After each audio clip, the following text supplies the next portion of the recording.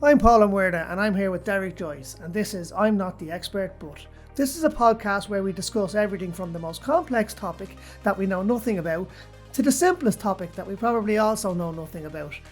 So put the kettle on, make yourself comfy and join us. Right, I was reading a book recently. Well, I say reading, listening to an audiobook lately, which is how I tend to consume my books these days though. Michael Crichton's Dragon Teeth. Have you heard of it? I've heard of Michael Crichton. Naturally, you've been a big dinosaur man. I'm sure yeah. you have. Yeah, Jurassic Park, obviously, for anyone that's not familiar with Michael Crichton's work. His most famous is probably Jurassic Park. But anyway, Dragon Teeth is a return to paleontology from Michael Crichton. It was written just before his death. I think it might have been published after his death. What do you mean a return to paleontology? Like he went on, did other things? Oh yeah, like he's from Jurassic Park, or he was a one. paleontologist? No, I mean from Jurassic Park. He went off and did, kind of near future. Right, okay. Science and techno thrillers, basically, was what he was most well known for. But this is something very different. It's historical fiction, right? Oh, that his book was? This one, Dragon Teeth, it's set in the 1860s. But it follows the exploits of two crazy paleontologists, Othniel Charles Marsh and Edward Drinker Cope. What your name was Drinker? Right. I know these two guys, and I don't have a problem with his middle name being Drinker. I have a problem with the other guy, Othniel. Yeah, Othniel. Othniel, or Othniel. whatever. Spell it. Othniel. Othniel. Othniel, yeah. It's not Othniel. It's not nothing as nice as Nathaniel or Othniel. Othniel Charles Marsh. So then you wonder he was a prick. I know. Well, anyway, right, it was only through reading the book. These two guys are like larger than life in the book, and they're only background characters. They're not the main characters in the book. But I assumed they were complete figments of Michael Crichton's imagination until I got to the end of the book. And in the author's notes, he says they actually were real people. Yeah, no, and when you said this to me. You had heard of them, yeah. I'd just read about them in A Brief History of Everything. Yeah, by Bill Bryson. Yeah. I haven't read it. I keep saying I must read it, but yeah. I haven't listened to the audiobook of it, and I don't know if one exists. Of a short history of nearly everything, but I would say read it rather than listen to it, because I find myself reading it and putting it down and ruminating on what's being said. Okay, well that might be chewing on it and chewing over it and then picking it back up a couple of minutes later. Okay, so it's not something that you can listen to, because you listen and then there's a point where you stop listening. You're just hearing words, but they're not doing that. I mean, I used to reading might be the best way to go about it. Maybe. I used to absolutely devour books when I was a young fella. Like I would read constantly, and just in my older life, I can't focus on books anymore. It's all audio. I love reading. I do love it, but it could take me 6 months to read a 300-page novel these days. I just can't focus. It depends on what it is. But anybody out there, and I know I'm dragging us kind of off the subject. Anybody out there who has never read A Short History of Nearly Everything by Bill Bryson, get a hold of that book. Yeah. It's just the business. It's dead. Yeah. And we're not sponsored by Bill Bryson or his books. God, and there are other books available. I wish I was. But yeah, it's brilliant. It's one of my go-to books. Right. To get back on topic anyway. Right. So by the end of the book, I realised that these two guys are actually real historical figures. Right. And I was like, okay, but they couldn't have been as mental as Michael Crichton made them out to be. Well, it turns out they were worse. Yep. Right. So basically, they were both paleontologists in the 1840s, all the way through to the 1870s, I think. Yeah. But it is in particular kind of post-1848 as the American Transcontinental Railway was built and they started to move west, and white settlers started to move west. And then gold was discovered, obviously, in the Black Hills of Dakota. So there was a massive gold rush. And I mean, in other places as well, obviously California and stuff had, obviously had the gold rush. But I mentioned the Black Hills in relation to these two guys because when everyone else was digging for gold, they discovered dinosaur bones in the Black Hills. So these two guys, Marsh and Cope, headed out there and they started to excavate in the Black Hills. Now they are attributed with naming and being the first to describe Brontosaurus, Triceratops, Stegosaurus. So some kind of fairly big hitters in the dinosaur kingdom. Well, the thing is, as well as hundreds of others. I was reading, if you ask somebody who's not a paleontologist, who's just somebody who loves, like me, who loves dinosaurs, and you ask them to name a bunch of dinosaurs, they'll probably hit all the ones, all of those three, the big guys, not in size, but the big names that these guys found. Yeah, and if they said Brontosaurus, they would be wrong, because that doesn't actually exist, and I'll get onto that later. And it's thanks to Cope, I believe, that we still have the word Brontosaurus bandied around when it doesn't actually. There is no dinosaur called Brontosaurus. So I'll get onto that later, right?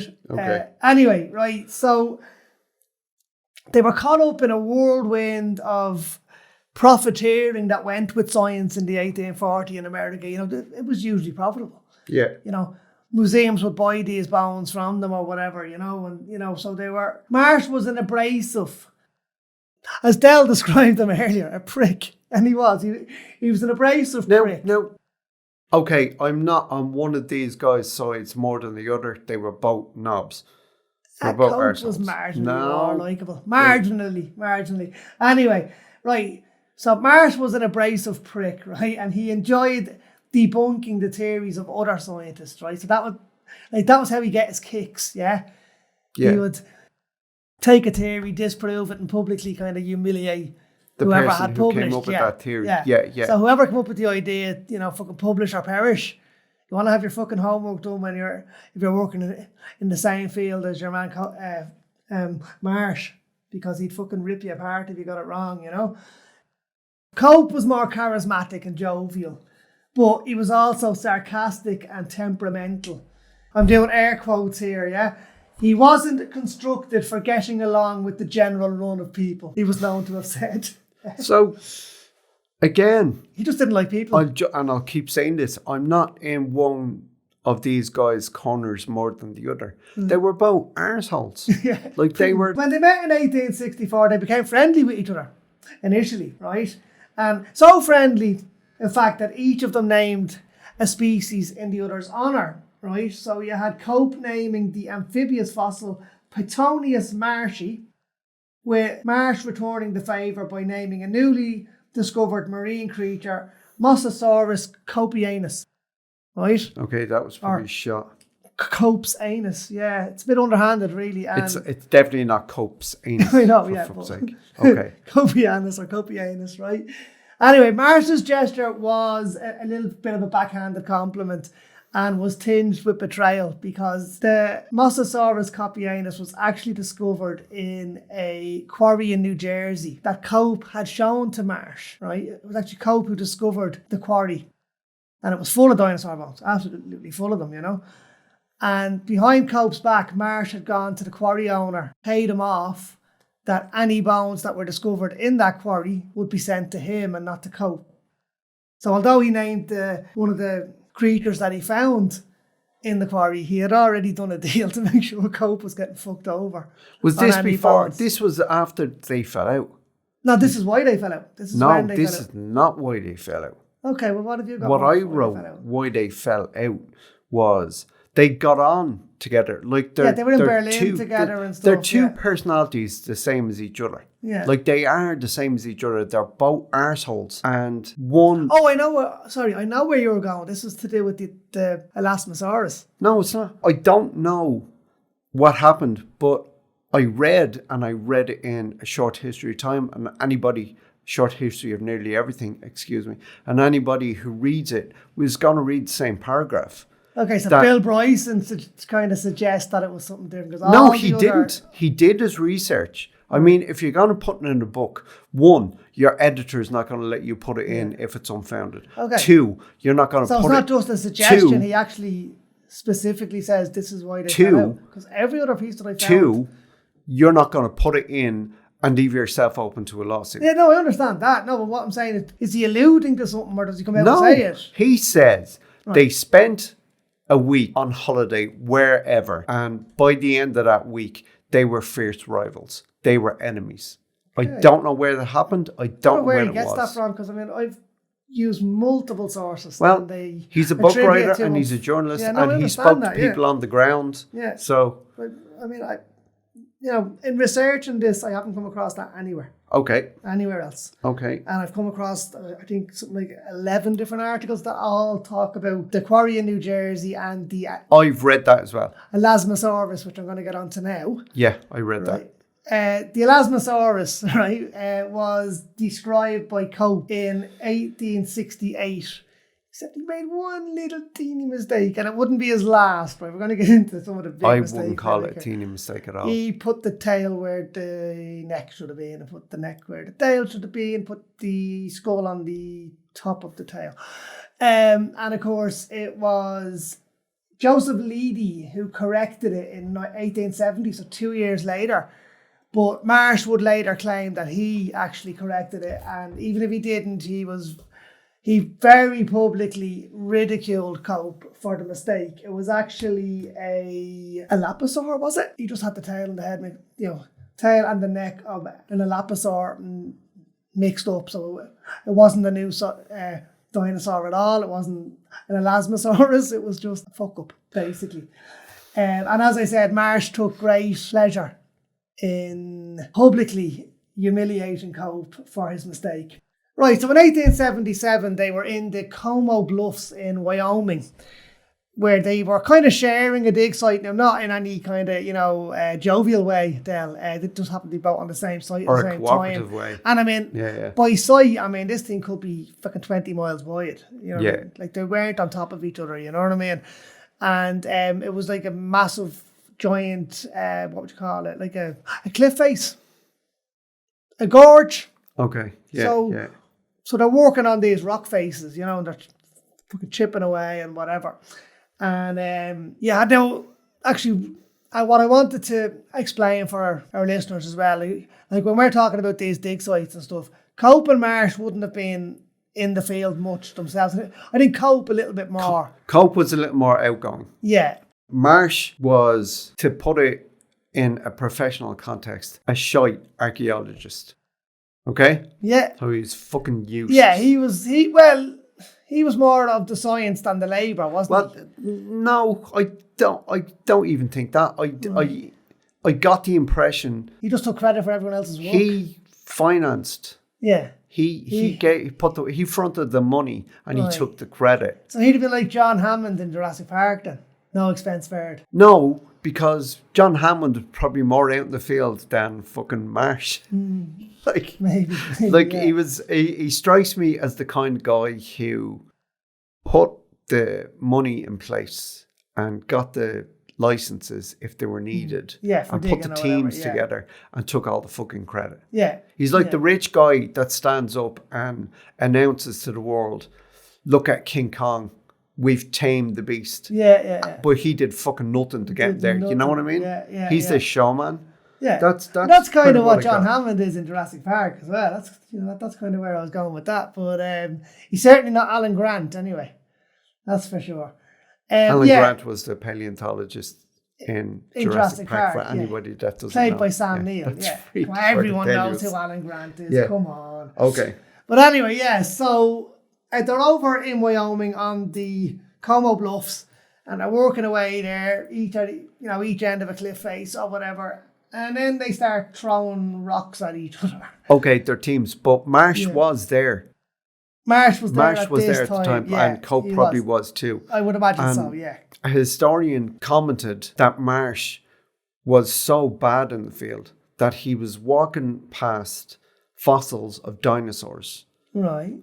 Like walking past logs. He said there were fossils lying around like logs and he didn't see them. He just walked past. That's nuts. So, he couldn't see his nose in front of his face. And that's probably nothing to do with his vision or how good or bad it was. He just didn't have the eye for it. Or he wasn't educated in paleontology and geology and archaeology and all that kind of shit. Yeah. So he just didn't have an eye for it. He was a fucking amateur. These were in it for the fame and the money, really, he had the money and that makes me the professional. You know that kind of thing? Yeah, but he was in it for the fame and the money. That's it, exactly. Absolutely. I mean, At the time, like when dinosaurs started to be discovered like that, naming a dinosaur was a pretty big fucking thing. Like it was, it gets you worldwide recognition in a time when we didn't have a worldwide and media. It did. I mean, later in life, Marsh, wasn't it, became the head of the US Geological Survey. I did read something about that. Yeah. Whereas Cope never really made. Well, there's reasons for that as well. Which we will get onto later. Yeah, exactly. There are.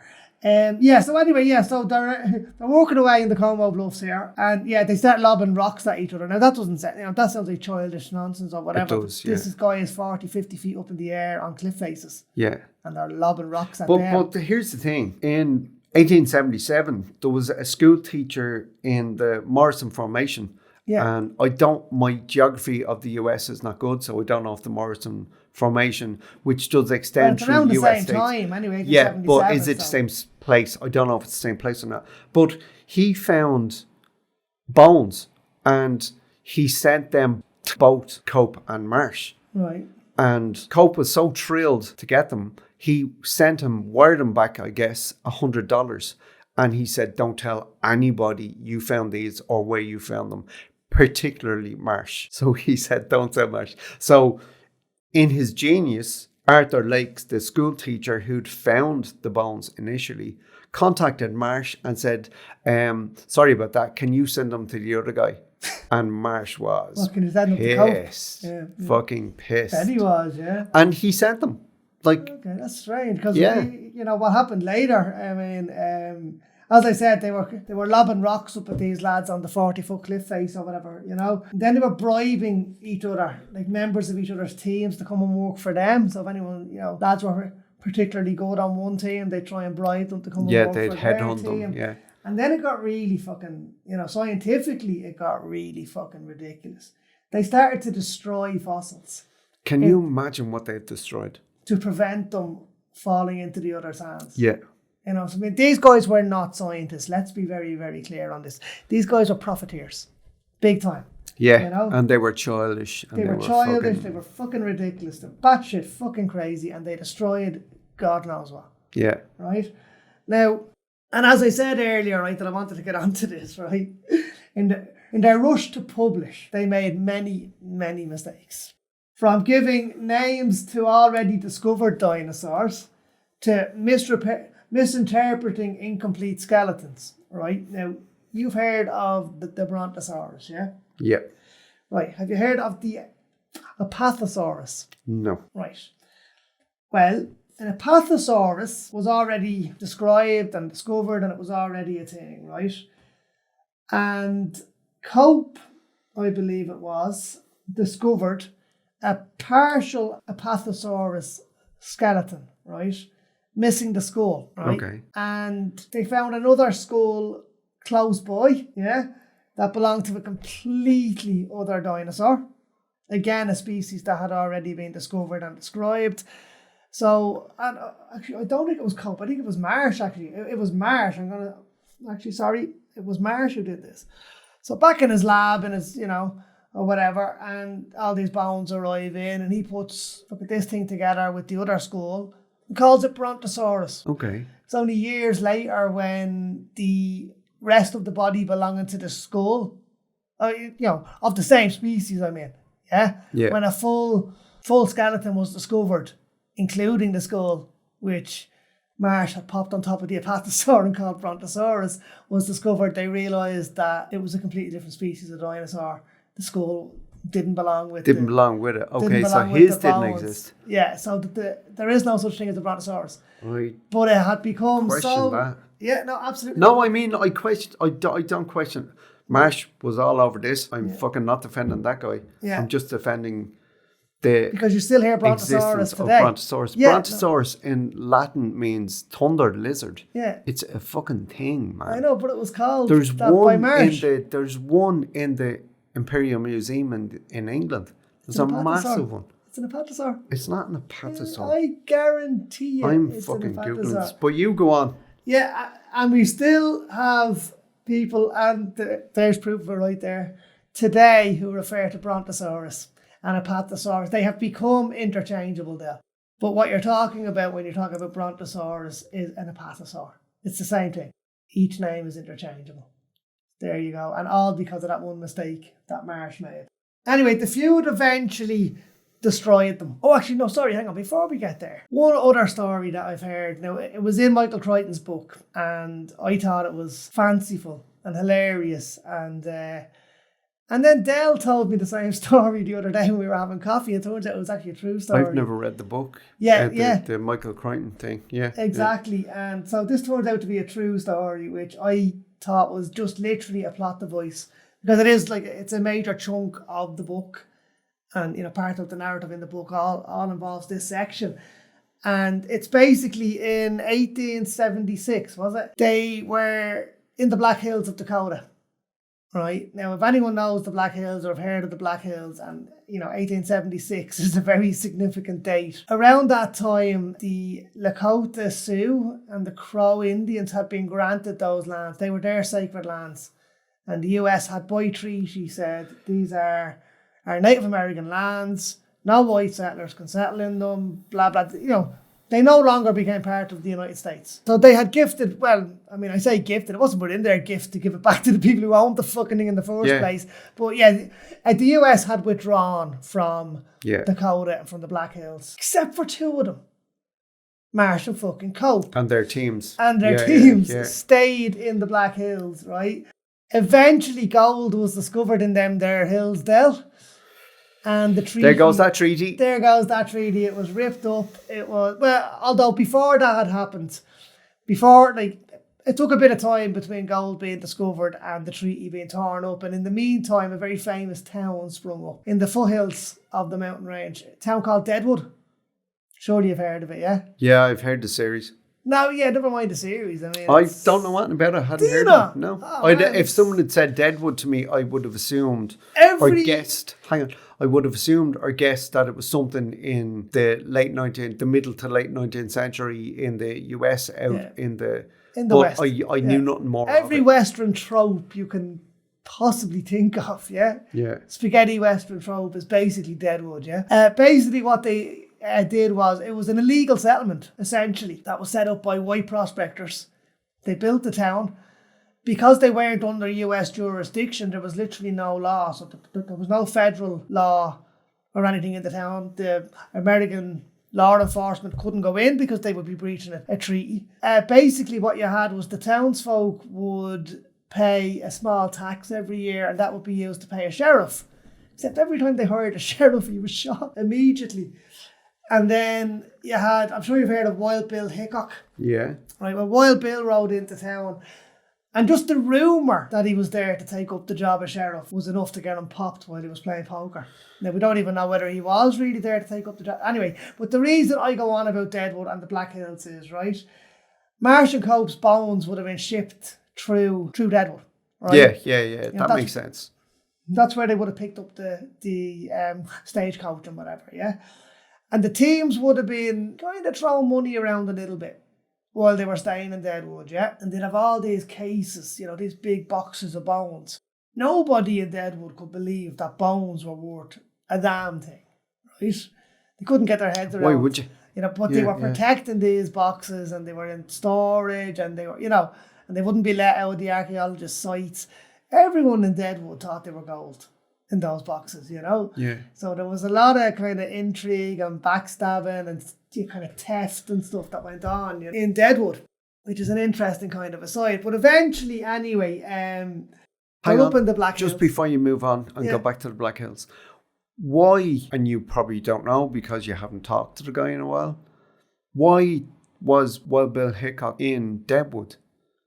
We don't know. See, we don't know. He was on the run, I think, at the time. Anyway, wasn't he? I don't know. I mean, think he was a frontiersman. Yeah. Was he a lawman? And if so, why would he be on the run? No, but wasn't there some kind of a scandal or something? He was a showman, wasn't he? Because he had a Wild West show or something. He did. He had to go on the run for something. I don't know, it was fraud or there was something hanging over him anyway. And he locked up in Deadwood. Because he was there for a while. Because he was eking out an existence, a meager existence as a poker player. Yeah. So he was moving around. Yeah. You know what I've just found? Go on, yeah. And I'm reading now. After accidentally killing his deputy during an 1871 shootout in Abilene, Kansas, Hickok never fought another gun battle. So maybe he was on the run from that. He was on the run from that, yeah. Or not on the run, but moving. You know what I mean? Yeah, trying to stay away. Which is the dictionary definition of on the run. Yeah. But he was moving. I do think he was wanted, though. Yeah, I do think he was wanted. I don't know. But as I said, with Deadwood being completely outside the US law. Exactly. Yeah, he's in no man's land. Exactly. Yeah. And he could have taken job as sheriff or lawman in that town.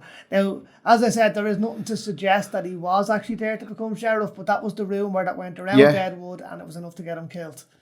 He was shot in the back while playing. Might have been, and I don't know, this is the first time we're looking into this, but it might have been a card player that he beat. Spread that rumor. Oh yeah, that makes sense. Because there's a guy, Jack McCall is the guy, the name of the guy who shot him in the back. Yeah. And Hickok died instantly. He did, yeah. And shot in the back of the head, I think, wasn't it? I don't know, just a shot in the back. And I mean, they weren't great shots. No. So, I mean, the back is the bigger target area. The guns weren't very accurate either. Yeah. But McCall was later tried, convicted and hanged of Bill Hickok's murder in a lawless town. Yeah, because yeah, may not have been in Deadwood, but then again, no. But You're not wrong. You're not wrong. Historically, there was instant justice, like historically, it was Deadwood. It's in the history books as well. Bill Hickok died. In Deadwood. He was killed in Deadwood and killed by Jack McCall. Yeah, but the trial might not have happened in Deadwood. No, it might not have, but because they did have their own kind of instant justice there too, where he was shortly after tried, convicted, and hanged. So I mean, by who? Yeah, you know they had got like a town council kind of thing that would have kind of served as a judiciary as well. Like, that's nuts, isn't it? That's fucking mad. Yeah. But there you go. That. But anyway, so while they were up in the Black Hills anyway, right, they didn't just have to worry about fucking Wild Bill and the cowboys. There was Indians too. Oh God, yeah, definitely. It was their land. Yeah.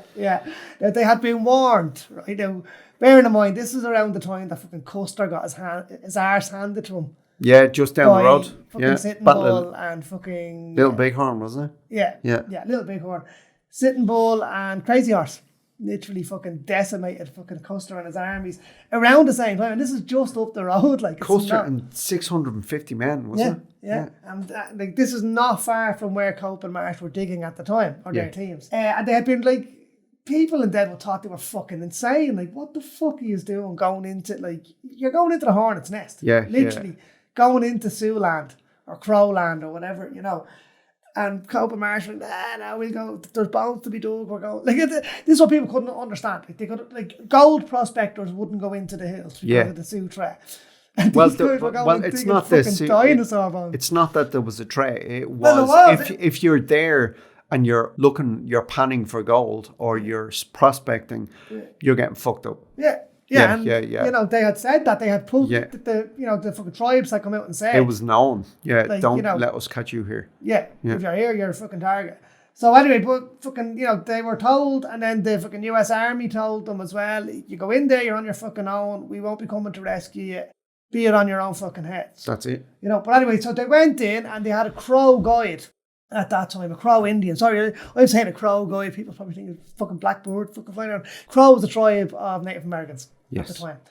Right, so they had Crow. Now, I am using the word Indian. Not in a derogatory sense. No, it's in a contemporary. That's what they would have been referred to by Cope and nothing as respectable as a Native American. No. So they would have been, Indian guides is what they would have been known as, yeah? You'd imagine he'd have been fucked up by the Crow war party that found them. Well, you see, the Crow, I think, at the time, weren't as, shall we say, bloodthirsty than the Sioux were at the time. I have no... And the Crow and the Crow and the Sioux were very big rivals. I've no evidence that they were or weren't. Yeah, so I don't know. From what I've read, anyway, and just, kind of previously...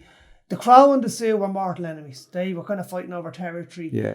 So the Crow, I'm not going to say they aligned themselves with the white men, but they were a bit more, a bit less adverse to the white man if the white man could help them in their battle against the Sioux. You know, this is during the Indian Wars when you have I know nothing about it, so right, yeah. Well, you have the American Wars, the Indian Wars as they were known, where you basically had the American Army versus the Sioux Nation, you know, and the Crow were traditionally enemies of the Sioux. So it was kind of like my enemy's enemy is my friend, if you get me. Okay. Right. So anyway, so they had Crow guides and that up in the mountains. And then you might help me out on this one, Dad, because you were telling me this. I can't remember exactly. Was it a Sioux? Crow War Party. It was a Crow War Party came yeah. across the group. Yeah. And would have been, what the fuck is going on here, lads? Yeah, what are you doing? That attitude kind of thing. Yeah, but the fact that they had the Crow guide with them, I think they were able to... Which makes me think that, would he not been fucked up? What are you bringing those pale faces into our fucking area for? This is I think Ireland. but that was the kind of thing that they were a bit more lenient because... I have to say, if I was a Native American and I was in a war party and I found these guys on my land and they told me they were digging bones, I wouldn't believe them. And they said, no, we're digging bones. We really are. Listen, well, that's pretty much what happened. Talk to our guide. He's a Crow. And it'd be like, dude, what the fuck are you doing leading them in here? Come here to me, you. Yeah. So I don't think I would take it that well. I hear what you're saying, but bearing in mind, as I said, they had kind of allied themselves with the American Army at this stage. So who weren't allowed legally on their land because it was a treaty. Well, no, the treaty had been torn up at this stage, and the treaty was between the Sioux Nation and the Americans. Right. Okay. Yeah. Listen. Yeah. I'll have to look into this because I don't know any of this. Like you've all these different tribes and different. Yeah. No, I know that. So the Sioux Nation were very much they had the treaty. The land was given to them. The Crows were fighting for that land as well from the Sioux. Right. So it was it was like a fucking civil war of three kind of warring factions, but the Crow eventually aligned themselves with the Americans just to kind of defeat the Sioux. Yeah. But anyway, so they did come across a Crow War Party, or a Crow War Party came across them, and they were, let's say, compelled to join them in their camp, right? In the Crow War Party's camp. It's not clear whether they were actually taken captive or whether it was more of a mutual... Yeah. Come on, let's all go for a stroll over here. Or if it was like, get the fuck over here. Well, no, not even let's go for a stroll over here. I think it was more they were like, as you said, what the fuck are you doing here? Yeah. Right? And then it was like, okay, well, take us to your leader and we'll explain what we're doing here. Okay. Kind of thing, yeah? Or it may have just been fucking tied up, fucking thrown over horses and brought back. We're not sure. There's a couple of conflicting different versions of it anyway. But the one bit that's not conflicting is when they went to meet with the chief, and I think it was Cope. Was it Cope or Marsh who was taken? It was Cope. Well, Marsh was the one that didn't like to go out in the field. He wasn't in the field much. So it was Cope and his team were taken as either guests or prisoners. We're not too sure, right? But anyway, so they brought him into the chief anyway, and he tried to explain what it was he was digging, and through his guide as well, being able to kind of translate and whatever. And the chief was fascinated by this. Like he genuinely had an interest in what they were doing from a scientific perspective. But what really won him over there, go on, you tell them. Cope taking out his false teeth and putting them back in again. Absolutely amazing. Chief thought it was absolutely fantastic. Yeah. But by hook or by crook, they got out. Yeah, but anyway, they got out and they were allowed to continue digging. And I think, if I'm not mistaken, it was on that dig when they discovered Triceratops. No, they didn't. Oh, sorry, not Triceratops. Yes, possibly they did. I think it was. It was on that dig that they discovered Triceratops. The one that was pretty cool. Dinosaur fossil that we haven't mentioned was T-Rex. Yeah. They didn't discover T-Rex. Yeah, that's what I said. I couldn't find any reference to T-Rex in relation to them at all. No. T-Rex was discovered, and this is just an aside, T-Rex was discovered by Barnum Brown in 1902 in Hell Creek, Montana. Cool. 6 years later, he discovered a complete T-Rex in Big Dry Creek, which is also in Montana. So they might have destroyed one. We're all there shithousery with each other and destroying each other's fucking dig sites and everything. They might have destroyed a T-Rex. Or they might have fucking destroyed pretty species that we still don't know about. Yeah. But yes, but they still haven't been discovered. They can't take credit for T-Rex, and by the time both men had died, which we will get onto a little later on, well, we're almost there. They hadn't been a discovery of a T-Rex, so they never knew it existed. So even in their lifetime, that was 1902. Right. Okay. Yeah. Right. Okay. So, and that leads me nicely into their deaths. Right now, by 1877, when they were in Como Bluffs, Cope, wasn't it, was already financially in dire straits. 1877. Yeah. Was it 1877? 1876. Hope came into. He inherited a fortune, and I assume because his dad was a businessman, a Philadelphia businessman, and he was really rich. And I assume it was his dad passing away, and he inherited his fortune. But he plunged it all into paleontology, didn't he? No, he invested heavily in silver. Right. And silver mining and prospecting, but the bottom fell out of that. Yeah. And he didn't come up with any, basically. He ended up living in a single bedroom in a boarding house. He was equally as successful at finding silver as he was at finding fossils. Well, it was Marsh that was worse. It was Marsh who was walking by stuff. That's what I'm saying. Marsh didn't like to go out in the field, and when he did, he passed by loads of fucking fossils lying around like logs, and the historians and the archaeologists there were going, what the fuck? So Cope was a bit better at the archaeology side. Better at it, and happier out in the field than Marsh was. Yeah. But anyway, so in their rush to publish, anyway, they made loads of mistakes. I think I said this already, didn't I? They misnamed we didn't give any information. Well, they misnamed them, but go on. I'll jump in if you don't say what I'm thinking of. They misnamed several species that had already been discovered and described. Now, I mentioned earlier the most famous one of that is the brontosaur with the apatosaur, obviously. Okay, just before you go on from that, brontosaur and apatosaur both exist. Yeah. Brontosaur is a dinosaur, and I will pull it up for you now. Sure. Yep. Brontosaurus belonged to the family Diplodocidae. Diplodocidae. There you go. Okay. Diplodocidae. Yeah.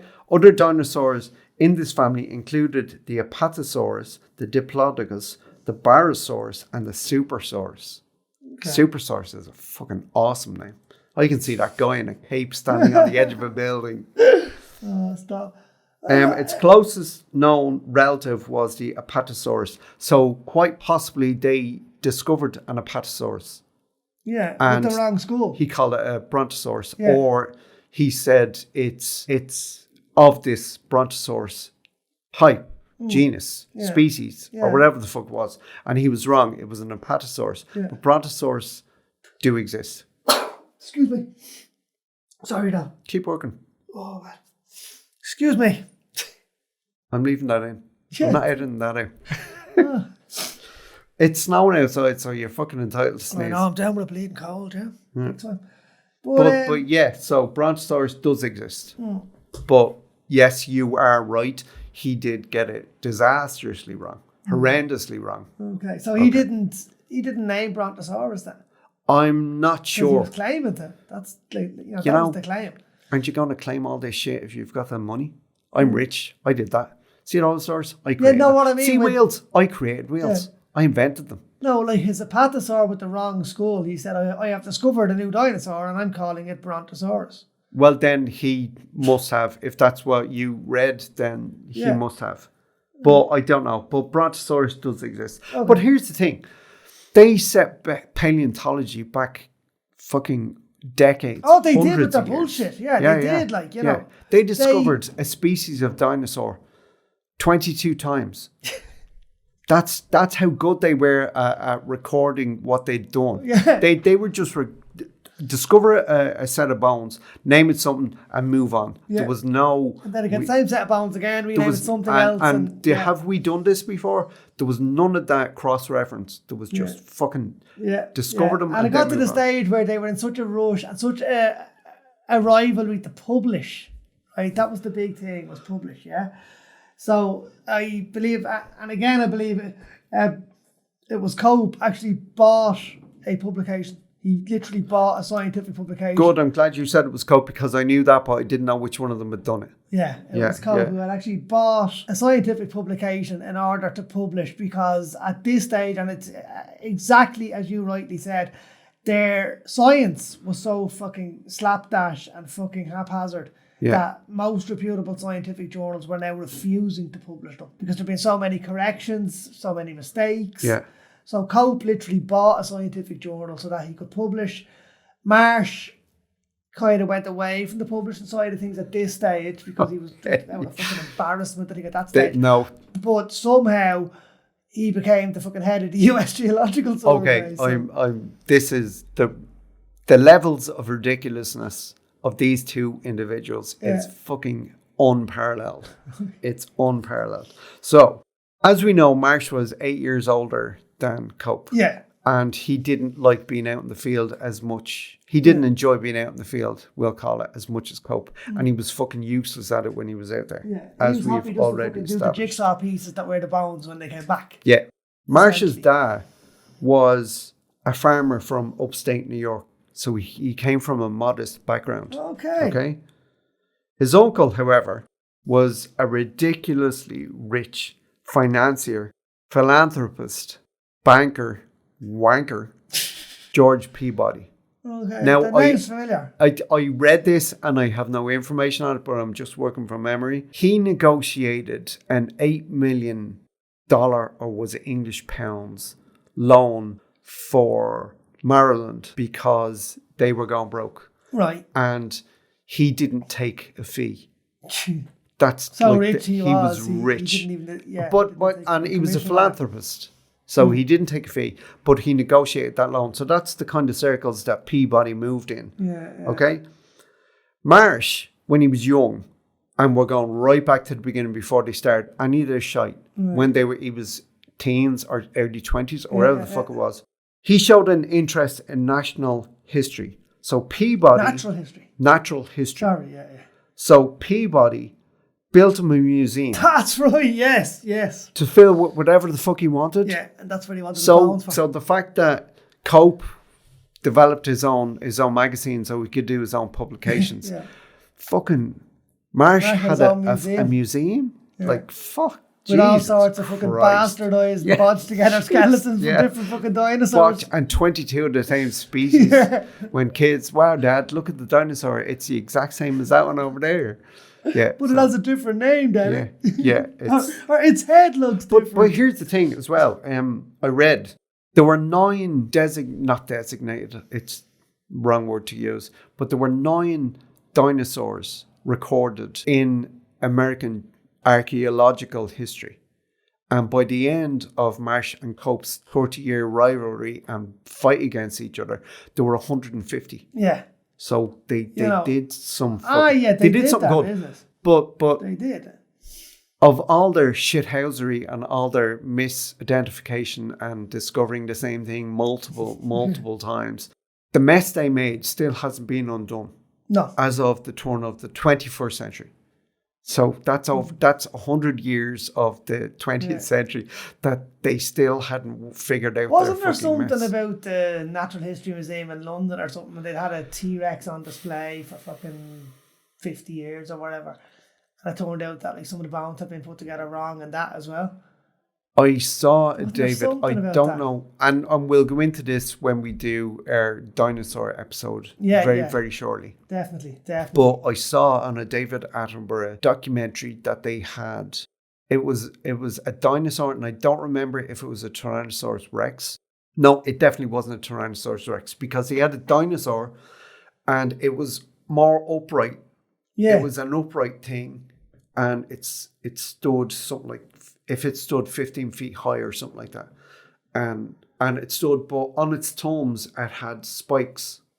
It had it, and they like thought one of them. On its yeah, it looked like that. But when somebody came in and said, well, that's in the wrong fucking place, and that bone's in the wrong place, and that's in the wrong. Yeah, and they reassembled it. Yeah, they broke it down and reassembled it. And it wasn't a biped, it was a quadruped. Right. And the thumbs, the spikes on its thumbs went on its head. Like it was a quadruped that went down, and if it stood at 15 feet, was 15 feet long. It was only 8.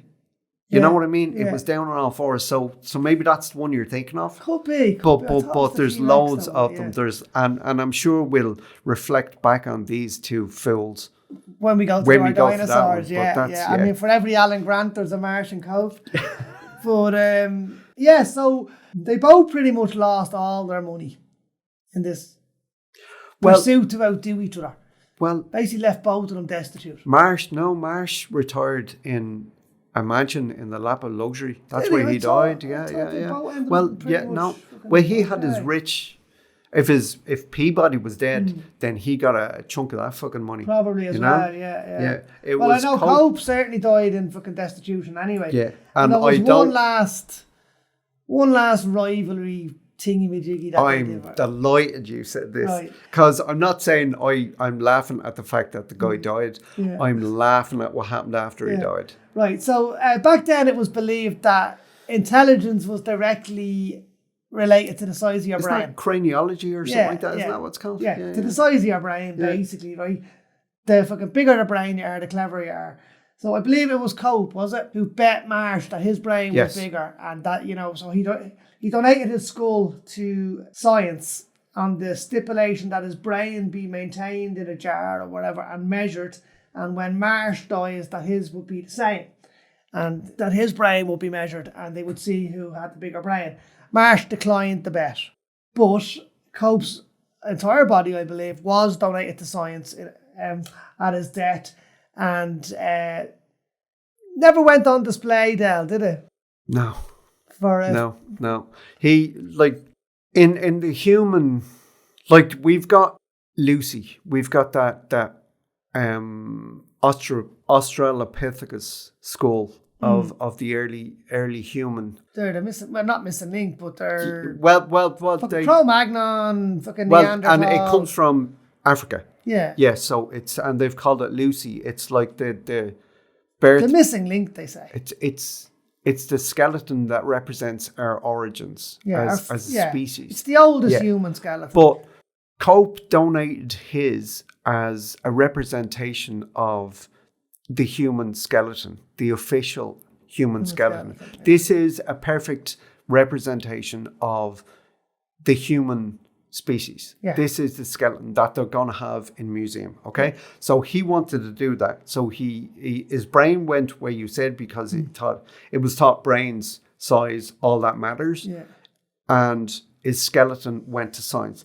And when his skeleton was being prepared and being put together, being assembled, somebody noticed that his skeleton, his bones, showed signs of incipient syphilis. Lovely. The ultimate fucking insult after you're gone. By the way, buddy, you had syphilis. So his bones were shelved, and that was put to one side. Yeah. And interestingly, they are not on display in the New York Natural History Museum, which was his there is still no official representation of the human. Are you sure about that? There's loads of them, but there's no one they point at and go, this is the uber skeleton? This is what we are if you take all the muscle, bones, bloods, all that kind of shit out. Yeah. This is what there is. So apparently there still is none. They're still waiting for that perfect, but you know what I mean? Was something without incipient syphilis. I literally don't know what you mean. But it's fucking... I've been to the Natural History Museum in Dublin, and they have a human skeleton. Everybody has one. That's what I'm saying. So what are they looking for? I don't understand. Don't understand. What the prime what's the prime specimen of? I don't know what it looks like. I don't know what it is, but it doesn't have incipient syphilis. Yeah, true. So what they're looking for is someone who was perfectly healthy when they died and didn't break any bones and whatever accident killed them. I don't know. Maybe it's something like that, and going back to that whole Lucy thing and all the bones. Shit. Excuse me. There you go. That was just my water falling off the table. Going back to the Lucy bone, the African thing. I watch again. It's a David. I can understand the Lucy because it's the only one in existence. But that's what I was about to say. There's bones from a couple of 100,000 years after that, or a couple of 1,000 years after that, or whatever the fuck it is. And I'm working off the top of my head here because it's a documentary I saw once. where they found bones in, it was a cave, but the entrance to the cave is a 200-foot drop, say, or a 20-meter drop, or something like that. And they found bones at the end of that of something, a humanoid thing, early human, had fallen in. Right. And they worked out what happened from the way the bones were broken. Most of the damage, like there was obviously cranial damage and hips broken and stuff like that. But the arms were broken, and it was somebody who'd put their hands out instinctively to break their fall. And that's where the bones, so they died instantly. Yeah. Like it's a 20-meter fall. Yeah, that's like, what, 60, 70 feet? Yeah. But, you're moving at a few hundred miles an hour. But they were able to work it out. Well beyond terminal velocity. Yeah, they were able to work it out. Like, it was class. It was Deadly. great. I can't wait to do our fossil episode. Yeah, no, we are going to enjoy it, definitely. And I mean, we don't just focus on fossils, we focus on what the living dinosaurs would have been like and what they got up to. And yeah. Well, it's a really good episode. Crocodiles are living dinosaurs. True. You know, 200 million years. Yeah. And they're still here. Yeah. And there's they're minnows compared to what was here, though. There's a fish. Yeah. The coelacanth. And it's under Madagascar, and up to inside the last, let's say, 20 years, they thought it was extinct. Right. And just found one, haven't they? some fisherman, like that, some scientist who was on holiday saw this catch and a fisherman pulled up, and it was dead. We mentioned this in our shark episode. Yeah, it was a coelacanth. Yes. But anyway, I think we leave it there. Yeah. Okie dokie. So yeah, Marsh and Cope, two fucking wankers, but they... Marsh and Cope, two funny fuckers. Come on, man. But they done some good stuff.